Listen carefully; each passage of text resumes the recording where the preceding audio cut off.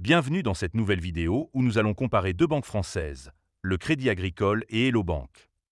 Que vous soyez à la recherche d'une banque traditionnelle avec un réseau d'agents étendu ou d'une solution plus digitale avec des services innovants, cette vidéo est faite pour vous.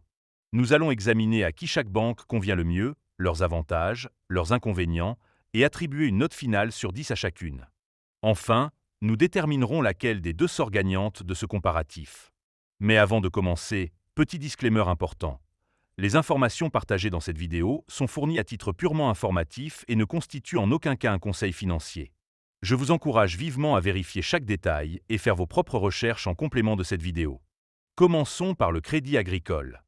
Cette banque mutualiste est particulièrement adaptée à ceux qui recherchent une proximité avec leurs conseillers et une présence physique importante. Avec plus de 7000 agences réparties sur tout le territoire français, elle offre une accessibilité remarquable, même dans les zones rurales. C'est un atout majeur pour ceux qui préfèrent un contact direct avec leur banque. Le premier bon point, c'est la diversité de son offre bancaire. Le Crédit Agricole propose une gamme complète de produits, comptes courants, épargne, crédit, assurance, et même des services spécifiques pour les jeunes avec l'offre Globetrotter, qui permet de bénéficier de virements internationaux et de retraits en devises gratuits pour seulement 2 € par mois. C'est idéal pour les étudiants ou les jeunes actifs en mobilité internationale. Le deuxième avantage réside dans son application mobile Ma Banque, qui, bien que perfectible, permet de gérer ses comptes à distance avec une certaine efficacité. Les utilisateurs apprécient la possibilité de contacter leur conseiller directement via l'application, ce qui facilite grandement les échanges. Le troisième point positif concerne l'accompagnement personnalisé. En tant que banque mutualiste, le Crédit Agricole met un point d'honneur à offrir un service client de qualité avec des conseillers disponibles en agence, par téléphone ou par mail. Cette approche humaine est souvent citée comme un élément rassurant par les clients. Cependant, il y a aussi des inconvénients à prendre en compte. Le premier, c'est la variabilité des offres et des tarifs selon les caisses régionales. En effet, chaque caisse peut proposer des services et des tarifs différents, ce qui peut rendre l'offre globale moins lisible et compliquer les comparaisons. Le deuxième point négatif concerne les frais bancaires, qui sont généralement plus élevés que ceux des banques en ligne. Par exemple, les cartes bancaires peuvent coûter jusqu'à 43 € par an selon la région, ce qui représente un budget conséquent sur l'année. Le troisième inconvénient est lié à l'offre d'assurance vie, qui souffre de frais de gestion élevés et de performances moyennes. Les contrats comme Florian 2 ou Prodicim 9 sont jugés peu compétitifs par rapport à ceux proposés par des courtiers en ligne spécialisés. En résumé, le Crédit Agricole est une banque solide, avec une offre complète et un réseau d'agences dense, mais qui peut s'avérer coûteuse et complexe à appréhender selon votre localisation. Je lui attribue une note de 7 sur 10. Passons maintenant à Hello Bank. Cette banque en ligne est particulièrement adaptée à ceux qui recherchent une offre bancaire complète avec une forte présence digitale. Avec plus de 700 000 clients en France, elle combine les avantages d'une banque traditionnelle et d'une banque en ligne. Que choisir plus 2 Financero plus 2 banques en ligne. Org plus 2.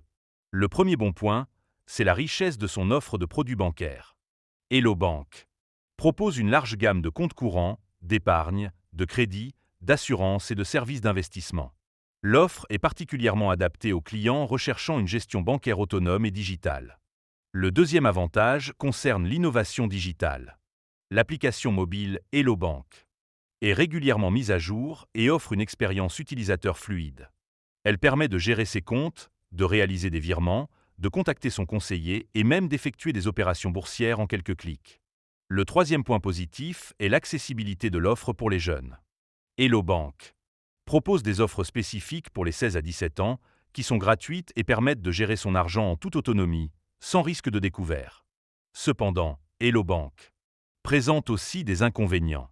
Le premier, c'est le niveau des frais bancaires à l'étranger, qui sont souvent plus élevés que ceux des banques traditionnelles.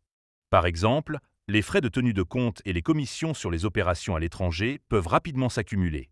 Le deuxième point négatif concerne la complexité de l'offre. Avec de nombreuses options et formules, il peut être difficile de s'y retrouver et de choisir l'offre la plus adaptée à ses besoins.